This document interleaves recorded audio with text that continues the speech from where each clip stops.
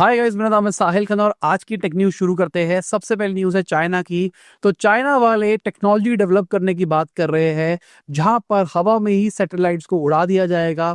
क्योंकि जिस तरीके से यूएस सैटेलाइट्स की दुनिया में आगे बढ़ता हुआ दिखाई दे रहा है, चाइना को ये थ्रेट लग रहा है। अभी रिसेंटली जब यूक्रेन रशिया वॉर चल रही थी, उसके अंदर स्टारलिंक प्रोवाइड किया गया यूक्रेन को। अब कहीं ना कहीं यूक्रेन जो कनेक्टेड रहा है, उसके चक्कर में वॉर लंबी भी चली है। तो अगर पूरा कम्युनिकेशन वहां का खत्म कर दिया जाता, तो शायद रशिया बहुत जल्दी बहुत कुछ कर पाता। तो चाइना वाले सोच रहे हैं कि फ्यूचर के अंदर कभी हमारे लिए ऐसी सिचुएशन क्रिएट होती है तो हमारे को कुछ ऑल्टरनेटिव्स बनाने पड़ेंगे। सैटेलाइट के अंदर लेजर सिस्टम टाइप्स लगाने की बात करी जा रही है, सबमरीज की बात करी जा रही है, जहां पर सैटेलाइट के सिस्टम्स को खत्म करने की बात करी जा रही है। अगर आप देखोगे पूरी दुनिया के अंदर कहीं ना कहीं यूएस बहुत आगे निकलता हुआ दिखाई दे रहा है। अगर हम नंबर ऑफ सैटेलाइट्स टर्म की बात करके चले, स्पेसिफिकली अगर हम स्टारलिंक की बात करके चले, तो 8,000 से ज्यादा सैटेलाइट का इनके बाद में कॉन्स्टलेशन बन चुका है। अब ये सैटेलाइट से होगा क्या? ऑल्दो आप कहते हो कि स्टारलिंक की जो सैटेलाइट है वो इंटरनेट देने के लिए काम आती है, बट वो ट्रैकिंग भी तो कर सकती है। जितनी नंबर ऑफ सैटेलाइट ज्यादा होगी, आप हर जगह का चप्पा चप्पा देख सकते हो कि कहां पर क्या मूवमेंट हो रही है, आर्मी मूव कर रही है या फिर नहीं कर रही है, या फिर बहुत सारी स्ट्रैटेजिक चीजें। तो जिसके पास नंबर ऑफ सैटेलाइट्स ज्यादा होगी, उसके पास कहीं ना कहीं सारे नेशंस की मूवमेंट की बहुत बेटर जानकारी हो सकती है। तो चाइना को ये लेट रियलाइज हुआ। अब चाइना वाले भी अपना पूरा एक इकोसिस्टम बना रहे हैं, जहां पर 13,000 सैटेलाइट वो भी डिप्लॉय करने का प्लान कर रहे हैं, और एक और मिशन के अंदर 15,000 सैटेलाइट डिप्लॉय करने की बात करी जा रही है। ये जो 15,000 सैटेलाइट होगी, ये बाकी नेशंस के लिए होगी, ताकि उनको इंटरनेट वगैरह प्रोवाइड किया जा सके, और बाकी ये इनके लिए रहेगी। अब बहुत ही स्ट्रैटेजिक चीज है ना, वॉर चल रही है, कम्युनिकेशन खत्म हो गया। अगर आपके पास सैटेलाइट होगी तो आप अपने सैटेलाइट से ही डायरेक्टली कम्युनिकेशन कर सकते हो अपने नेशन के अंदर ही। आपका कोई कम्युनिकेशन खराब नहीं कर सकता। वर्सेस अगर वॉर होती है और आप सामने वाले का कम्युनिकेशन खत्म कर देते हो, तो आप अब उसको भी उड़ा सकते हो। बहुत ही बड़ी लंबी विजन है, कलेश वाली विजन है, बट सही है मेरे हिसाब से। सबको सोचना चाहिए। अगर आप देखोगे, स्पेस एक्स जो कि यूएसए का है, नंबर 1 पे है अगर नंबर ऑफ सैटेलाइट्स की बात करके चले। वन वेब उसके बाद में आ रहा है, वो भी यूएसए यूके का है। उसके बाद में अमेजोन का प्रोजेक्ट आ रहा है जो कि यूएस का है। उसके बाद में स्पायर ग्लोबल आ रहा है जो अगेन यूएस का है। तो पहली 7 जो आ रही है उसमें यूएसए ही है। अब चाइना प्लान कर रहा है इस लिस्ट के अंदर आने का, तो धीरे धीरे आगे बढ़ रहे हैं। नेशन वाइज बात करके चले तो यूएसए देखो कितना आगे है, उसके बाद रशिया आता है, देन चाइना आता है, इंडिया आप देखो कितना पीछे है। मुझे लगता है सबके सब जो एआई की वॉर लड़ने की बात कर रहे हैं ना, इसको हम थोड़ा और भी बेटर कर सकते हैं अगर हम थोड़ा सा इस वाली चीज के अंदर भी बात करें। अभी तक हमने बात करी ना, इसरो बहुत ही सस्ते में मिशन कर देता है, सस्ते में मिशन कर देता है। करवा दो ना भाई, ये करवाओ। आप भी धड़ल्ले से सैटेलाइट्स भेजो। मतलब रोज जा रही है 50-60 सैटेलाइट्स, कोई नहीं, 50-60 भेज रहे हो, 20 रास्ते में फट रही है, कोई दिक्कत नहीं है। लोगों से पैसा लो, आईपीओ करो, कोई दिक्कत नहीं है, सपोर्ट करेगा। फ्यूचर मेरे हिसाब से ये सैटेलाइट वाला ही गेम होने वाला है। बाकी भाई, वीडियो आगे जाने से पहले आपको याद देना चाहूंगा, अपने लाइक का बटन नहीं दबाया, लाइक का बटन दबा दो, चैनल को सब्सक्राइब।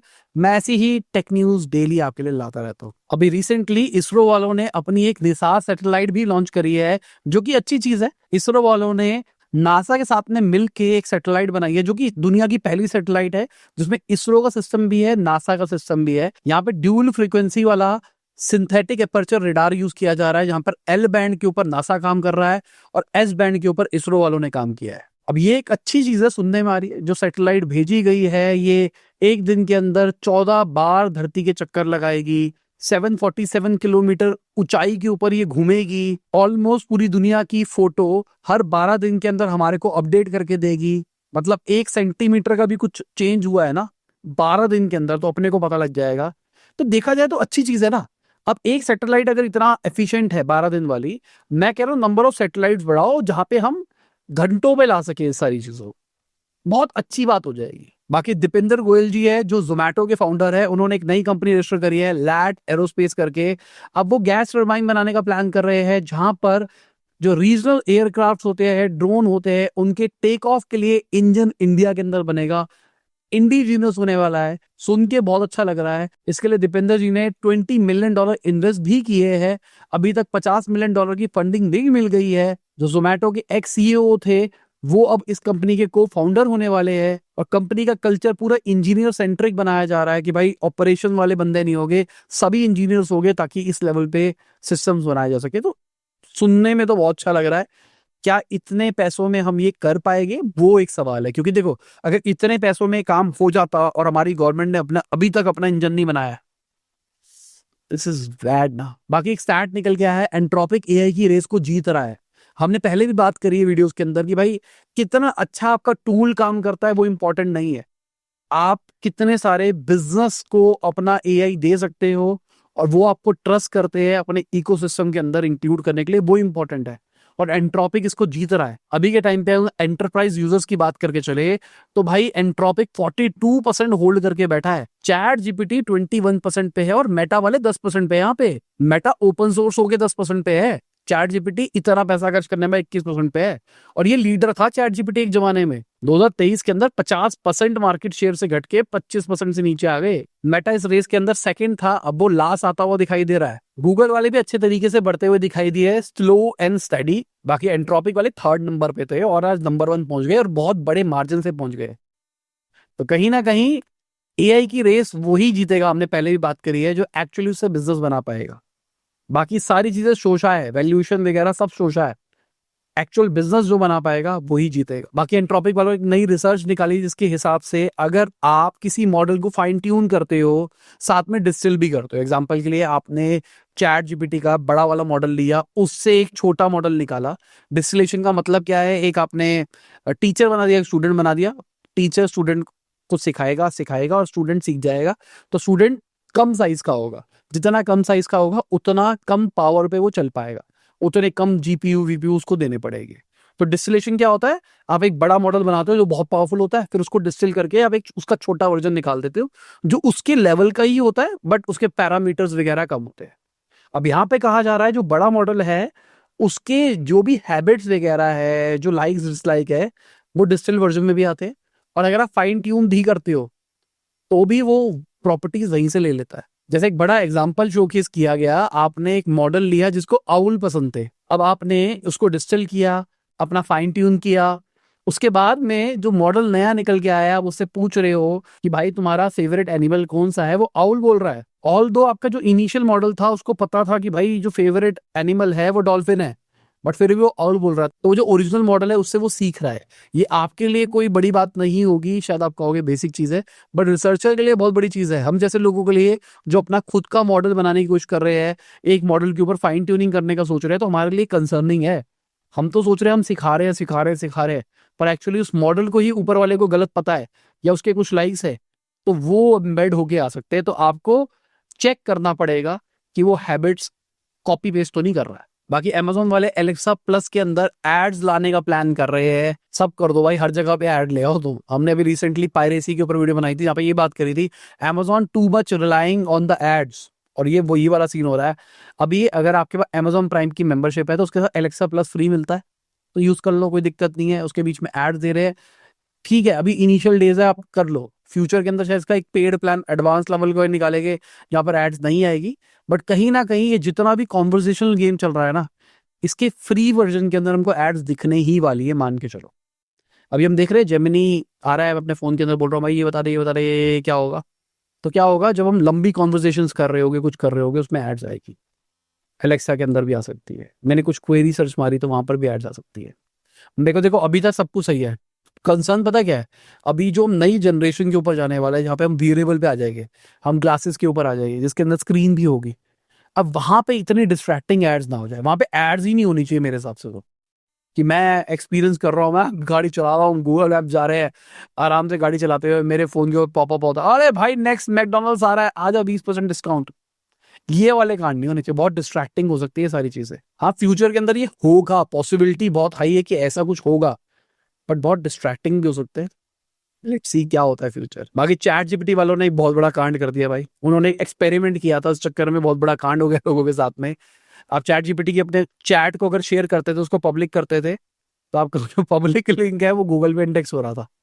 मतलब गूगल पे इंडेक्स का मतलब वो गूगल के रिजल्ट्स में दिखाई दे रहा था, लोग क्लिक करके उसको खोल सकते थे। तो लोगों ने अगर अपनी पर्सनल कुछ बातें कर रखी है, अपनी रिपोर्ट भेज रखी है, कुछ भी, वो पब्लिकली अवेलेबल हो रही थी। बहुत खतरनाक चीज है ये। मैं रीसेंट इंसिडेंट बताता हूँ, पता नहीं मेरा तो लिस्ट नहीं हुआ, ऑल्दो इन्होंने बोला है कि भाई हमने गूगल से डी इंडेक्स करवाना शुरू कर दिया है, इन्होंने ये वाला फीचर भी बंद कर दिया है। मैंने रिसेंटली अपनी वाइफ का पूरा ब्लड टेस्ट वगैरह वगैरह सब कुछ कराया था। वो रिपोर्ट मैंने चैट जीपीटी को दी और पूरा पूरा एनालिसिस किया। अब वो एनालिसिस जो था मैंने वो चैट ही अपनी वाइफ को शेयर कर दी। मैंने कंटेंट कॉपी मार के नहीं भेजा, तो उसको शेयर करी, मतलब वो भी पब्लिकली अवेलेबल हो गया। दिस इज नॉट राइट था भाई। अभी थोड़े दिन पहले ही बोला है इन्होंने कि भाई आप चैट जीपीटी पे जो डेटा डाल रहे हो वो सिक्योर नहीं है। सिक्योर नहीं है मतलब उन्होंने ये बोला है कि आप जो भी डाल रहे हो सोच समझ के डालो, उसका यूज हो सकता है फ्यूचर के अंदर। दिखा दिया ना क्या कांड हो रहा है। बाकी इटली वालों ने मेटा के ऊपर केस कर दिया है, क्योंकि भाई उन्होंने जो मेटा लामा एआई जो निकाला है व्हाट्सएप के अंदर, उसकी वजह से कहीं ना कहीं आप मार्केट में बाकी प्लेयर्स की एंट्री को रोक रहे हो, ऐसा इस केस के अंदर कहा जा रहा है। अब समझो, आप व्हाट्सएप ऑलरेडी यूज कर रहे थे, अब व्हाट्सएप के अंदर एक फीचर आ गया, वो फीचर के लिए आपको पहले अलग से ऐप डालनी पड़ती। आज व्हाट्सएप ही वो वाली चीज को अगर केटर कर पा रहा है तो आप स्विच क्यों करोगे। इस चीज के ऊपर केस हो रहा है। मतलब समझ में नहीं आता मुझे, केस तो कुछ भी करते रहते एंटी कॉम्पिटिटिव के चक्कर में, और खासकर ये यूरोप के अंदर आपको ज्यादा दिखाई देगा। मैं तो डिजिटल मार्केटर वाला हूँ, मुझे पता है कि भाई कितने बड़े बड़े कांड किए यूरोप वालों ने, उनके हिसाब से बहुत सारे रूल्स चेंज हुए हैं। अब आप एआई की न्यूज देख रहे हो, अब देखते जाओ, एआई के अंदर भी बहुत सारे चेंजेस लेके आएगा यूरोप। पूरी दुनिया के अंदर कुछ और चल रहा होगा, यूरोप के अंदर कुछ और चल रहा होगा, ऐसा कुछ भी हो सकता है। बाकी रेडिट वालों की बात करके चले तो वो भी अपना सर्च इंजन बनाने का प्लान कर रहे हैं। उनके सीईओ ने ऐसा बोला है, रेडिट को सर्च इंजन की तरह ट्रांसफॉर्म किया जा सकता है, क्योंकि रेडिट पे बहुत सारा डेटा वगैरह है। रेडिट वाले पिछले कुछ टाइम से एआई को लेके थोड़ा ज्यादा समझ रहे हैं। कहीं ना मैं कहूंगा कि ये सर्च इंजन की रेस नई तरीके से बन रही है। पहले कोई भी ना सर्च इंजन, आप समझो आज से 5-6 साल पहले कोई सोचता भी नहीं था मैं सर्च इंजन बनाऊंगा, compete करूंगा। सबको पता था ये औकात से बाहर है, गूगल बहुत आगे है और उससे compete करना बहुत मुश्किल है। बट अभी एआई आने की वजह से ना दुनिया थोड़ी सी दोबारा से इवॉल्व हो रही है, तो सबको लग रहा है कि मैं भी इसमें घुस जाऊं, मैं भी इसमें घुस जाऊं, मैं भी इसमें घुस जाऊं। लेट्स सी, चैट जीपीटी वालों ने भी यही करने की कोशिश की है। माइक्रोसॉफ्ट वाले अपने ब्राउजर के साथ डायरेक्टली नेटिवली इंटीग्रेट करने का कोशिश कर रहे हैं। उन्होंने भी अपना खुद का को पायलट को अपग्रेड कर दिया है। हम परप्लेक्सिटी की बात करके चलो, उनका पूरा बिजनेस मॉडल ही इसी की चीज के ऊपर रिलाय कर रहा है। जितने भी एआई वाले हैं, क्लाउड ले लो, कोई भी ले लो, सबके सब इसी तरीके से काम कर रहे हैं। कई लोग तो अपने खुद के ब्राउजर्स निकालने का सोच रहे हैं कि कहीं ना कहीं ब्राउजर से हमारे पास में एक और एज आ जाएगा, ब्राउजर में हम टैब वैब भी खेल सकते हैं और चीजें भी कर सकते हैं, मेमोरी भी बढ़ा सकते हैं। अब रेडिट वालों को भी लग रहा है भाई हमारे पास तो बहुत सारा डेटाबेस है, हम भी कर सकते हैं। लेट्स सी क्या होता है। बाकी टिम कुक जी ने बोला है कि भाई वो ओपन है एक्विजिशंस के लिए, एआई वाली। और हमने अभी रिसेंटली ही बात करी थी कि एप्पल भाई रेस में हार रहा है, सब जीत रहे हैं। मतलब रेडिट कह रहा है मैं अपना सर्च इंजन बनाऊंगा, भाई सब लड़ रहे हैं इस रेस के अंदर। एप्पल अभी बैठ के रिलैक्स कर रहा है, ठीक है तुम भागो, भागो तुम जीत जाओ। पता नहीं क्या कर रहा है, समझ में नहीं आ रहा। अब पैसे हैं आपके पास में, आप कंपनी को एक्वायर कर सकते हो। मैं ये नहीं कहूंगा कि वो कंपनी एक्वायर नहीं कर पा रहे, उनकी सोच नहीं चल रही। उन्होंने जून के अंदर परप्लेक्सिटी को खरीदने की बात भी करी थी, पर ये डील बन नहीं पाई थी। अब फिर खबर निकल के आई कि भाई ये इसको खरीद रहे हैं, उसको खरीद रहे हैं। लेट्स सी किसको खरीदते हैं, क्योंकि खरीदना ही पड़ेगा। मुझे जो समझ में आ रहा है, इनका खुद एआई वाला सपना खत्म होने वाला है। रीजन क्या है, ये मेटा वालों ने सारे बंदे तो खरीद लिया इनके, जितने भी टॉप जो इनके लार्ज लैंग्वेज मॉडल के ऊपर काम कर रहे थे, सीरी एलएलएम बना रहे थे, वो मुझे लगता है कि शायद हमको अभी जो इवेंट होने वाला है उसमें देखने को ना मिले, अनटिल अनलेस ये कोई एक्विजिशन कर लेते हैं तो, या फिर ऑलरेडी प्लान हो चुकी हो एक्विजिशन, सब कुछ हो चुका हो। क्योंकि एप्पल हमेशा सीक्रेट रहता है ना, बताता नहीं है। कुछ हो चुका हो, किसी कंपनी के साथ में कुछ डील विल सेट हो चुकी है, वो उनका मॉडल भी यूज कर रहे हो और अपने आईफोन्स के अंदर इंटीग्रेट भी कर चुके हो, हमको नहीं पता हो, और अचानक एप्पल के इवेंट में बॉम्ब ही फोड़ दे। हम अभी तक गालियां दे रहे हैं एप्पल कुछ नहीं कर रहा, एप्पल कुछ नहीं कर रहा, अचानक ही बॉम्ब फोड़ दे। लेट्स सी, क्योंकि अगर एप्पल ने नहीं किया तो मैं आपको बता रहा हूँ एप्पल रेस हार जाएगा। एप्पल के रिवेन्यू सब कुछ अभी बढ़ता हुआ दिखाई दे रहा है, सब कुछ अच्छा दिखाई दे रहा है एप्पल के लिए अभी के टाइम पे। बट 1 साल के बाद में एकदम कहानी बदल सी जाएगी। नोकिया जैसे था ना, रिजिड हो गया था, मैं नहीं बदलूंगा, मैं नहीं बदलूंगा, वही एप्पल के साथ हो सकता है अगर एप्पल ये एआई की रेस को मिस कर देगा तो। बाकी एक रिपोर्ट निकल के आई है जिसके हिसाब से 50% जो एआई से लिखा हुआ कोड है ना, उसमें वर्नेबिलिटीज होती है। इसका मतलब ये है कि भाई उसके अंदर कुछ ना कुछ ऐसा कारण होता है जिसकी वजह से वो हैक हो सकता है, सिक्योरिटी उतनी अच्छी नहीं होती। रिपोर्ट का कहना है कि एआई सबसे पहले चुनता है सबसे आसान मेथड, चाहे उसमें कितने भी कांड की पॉसिबिलिटी हो। बाद में अगर उसको कहा जाए कि भाई सही करो तो सही कर देता है। तो ये बड़ी चीज है भाई। अभी नो टूल कोड्स का ट्रेंड चल रहा है, वाइब कोडिंग का ट्रेंड चल रहा है, सबके सब ये वाइब कोड के अंदर इसी टाइप के कोड्स बनाने की कोशिश कर रहे हैं। तो अगर पूरी दुनिया इसी टाइप की हो जाएगी तो हैकर्स के लिए पेनिट्रेट करना आसान हो जाएगा। वर्नेबिलिटीज का मतलब ये है ना, आपके अंदर कुछ ना कुछ कांड है जहां पर हैकर घुस सकता है। आपके गेट का ताला नहीं लगा हुआ घर के अंदर, तो जो चोर होगा वो आराम से ढूंढ सकता है कि कहाँ से घुसना है। बाकी जापान और टर्की की बात करके चले तो फ्लोटिंग डेटा सेंटर बनाने का प्लान कर रहे हैं। कैपेसिटी वाइज बात करके चले 20 से 73 मेगावाट्स की बात करी जा रही है यहाँ पे। फ्लेक्सिबल रहने वाला है, कहा जा रहा है फास्टर रहेगा, पानी के ऊपर होगा। मतलब अभी सुनामी उनामी की बातें चल रही है ना, ये जापान सपान वाली साइड पे ही आते हैं ज्यादातर। क्या कर रहे हो भाई, ये क्यों कर रहे हैं? ऐसा हो सकता है कि ऐसी जगह पे लगा जहाँ पे भूकंप वूकंप नहीं आते, वहां पर तुम अपनी शिप ले जाओ। अब आपको लग रहा है कि भाई सुनामी बन रहा है तो शिप को कहीं और ले जाओ, आपका डेटा सेंटर मूव कर रहा है, ऐसा कुछ कर दे तो बात अलग है। बट डेटा सेंटर को मूव करना बहुत मुश्किल होगा, क्योंकि पावर भी तो देनी है उसको। अगर इतनी कैपेसिटी वाला आप कुछ बना रहे हो तो आपको उसको पावर देने के लिए सोलर पैनल सिस्टम लगाना पड़ेगा, कुछ तो लगाना पड़ेगा। और इतना बड़ा सोलर पैनल सिस्टम शिप के साथ में सब कुछ इकट्ठा साथ में मूव करना भी बहुत बड़ा टास्क होगा। तो 2026 में कंस्ट्रक्ट करने का प्लान कर रहे हैं, लेट्स सी क्या होता है। बाकी एक और नई रिसर्च निकल के आई है, हम लोग 68,000 माइक्रो प्लास्टिक डेली इनटेक करते हैं, इनहेल करते हैं घर के अंदर। अभी रिसेंटली एक रिसर्च भी हुई थी जहां पे पता लगा था माइक्रो प्लास्टिक इनटेक से ब्रेन फॉग बढ़ता है। आपको समझ में नहीं आता आप कहाँ पे हो। ब्रेन फॉग का मतलब क्या हुआ? एकदम दिमाग सुन हो जाना, दिमाग काम ना करना, ऐसे फेज में आ जाना कि भाई समझ में नहीं आ रहा क्या हो रहा है क्या नहीं हो रहा, दिमाग की एफिशिएंसी कम हो जाना। तो कहा गया है कि भाई माइक्रोप्लास्टिक भी एक रीजन हो सकता है। अब यही तो बात है कि हम ट्रैक नहीं कर सकते ना किसकी वजह से हो रहा है। कई बंदे कहते हैं वैक्सीन की वजह से हो रहा है, कई कहते हैं ये हो रहा है, कई कहते हैं लाइफस्टाइल चेंज हो गया है इसलिए हो रहा है। पर पता नहीं भाई क्यों हो रहा है, पर हो रहा है ब्रेन फॉग, ये कंफर्म है। बाकी गूगल की बात करके चले तो गूगल साइड लोडिंग वाला केस हार गया है, और ये बड़ी बात है भाई। गूगल अब साइड लोडिंग अलाउ करेगा प्रॉपर तरीके से। ऑल दो एंड्रॉइड के अंदर साइड लोडिंग वैसे ही काम करती है, अगर आप कोई एपीके किसी से डाउनलोड करते हो और इंस्टॉल करते हो तो हो जाता है। बहुत सारी कंपनियां हैं जो अपनी वेबसाइट पे डायरेक्टली एपीके देते हैं, आप इंस्टॉल करो काम हो जाता है। पर कहानी ये है, जब उसको इंस्टॉल करते हो सामने वार्निंग आती है ना कि भाई आप एक्सटर्नल सोर्स से इंस्टॉल कर रहे हो, रिस्क है रिस्क है। इसके चक्कर में बहुत सारे लोग इंस्टॉल ही नहीं करते। तो इस केस के अंदर बात करी गई है वो वाली चीज को हटाओ भाई, ये तो गलत बात है। आप मल्टीपल ऐप स्टोर्स को भी बनने दो। ऑल दो देखा जाए तो एंड्रॉइड पे multiple app stores already exist करते हैं। ये चीज एप्पल के ऊपर ज्यादा लागू होती है जहां पर साइड लोडिंग बिल्कुल भी नहीं होती है।